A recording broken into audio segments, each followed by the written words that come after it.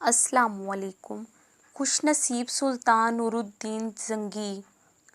سلطان نور الدین زنگی عشاء کی نماز پڑھ کر سوئے کہ اچانک اٹھ بیٹھے اور نم آنکھوں سے فرمایا، میرے ہوتے ہوئے میرے آقا صلی اللہ علیہ وآلہ وسلم کو کون ستا رہا ہے؟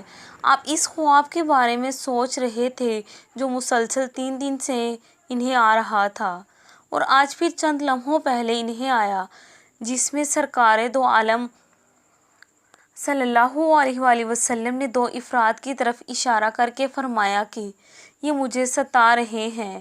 اب سلطان کو قرار کہاں تھا؟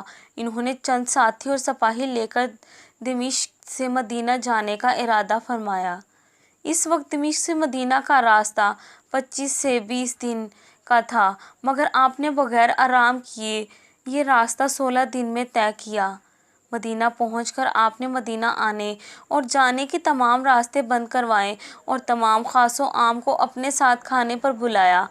اب لوگ آ رہے تھے اور جا رہے تھے، آپ ہر چہرہ دیکھتے مگر آپ کو وہ چہرے نظر نہ آئے۔ اب سلطان کو فکر لاحق ہوئی اور آپ نے مدینے کے حاکم سے فرمایا کہ کیا کوئی ایسا ہے جو اس دعوت میں شریک نہیں؟ جواب ملا کہ مدینے میں رہنے والوں میں سے تو کوئی نہیں مگر 2 مغربی زائر ہیں جو روضہ رسول کے قریب ایک مکان میں رہتے ہیں، تمام دن عبادت کرتے ہیں اور شام کو جنت البقیع میں لوگوں کو پانی پلاتے ہیں، جو عرصہ دراز سے مدینہ میں مقیم ہیں۔ سلطان نے ان سے ملنے کی خواہش ظاہر کی۔ دونوں زائر بظاہر بہت عبادت گزار لگتے تھے۔ ان کے گھر میں تھی ہی کیا ایک چٹائی اور 2-4 ضرورت کی اشیاء کہ یکدم سلطان کو چٹائی کے نیچے کا فرش لرزتا ہوا محسوس ہوا۔ آپ نے چٹائی ہٹا کے دیکھا تو وہاں ایک سرنگ تھی۔ آپ نے اپنے سپاہی کو سرنگ میں اترنے کا حکم دیا۔ وہ سرنگ میں داخل ہوئے اور واپس آ کر بتایا کہ یہ سرنگ نبی پاک صلی اللہ علیہ وآلہ وسلم کی قبر مبارک کی طرف جاتی ہے۔ یہ سن کر سلطان کے چہرے پر غیظ و غضب کی کیفیت طری ہو گئی۔ آپ نے دونوں زائرین سے پوچھا کہ سچ بتاؤ تم کون ہو؟ حیل و حجت کے بعد انہوں نے بتایا کہ وہ نصرانی ہیں اور اپنے قوم کی طرف سے تمہارے پیغمبر کے جسم اقدس کو چوری کرنے پر مامور کیے گئے ہیں۔ سلطان یہ سن کر رونے لگے۔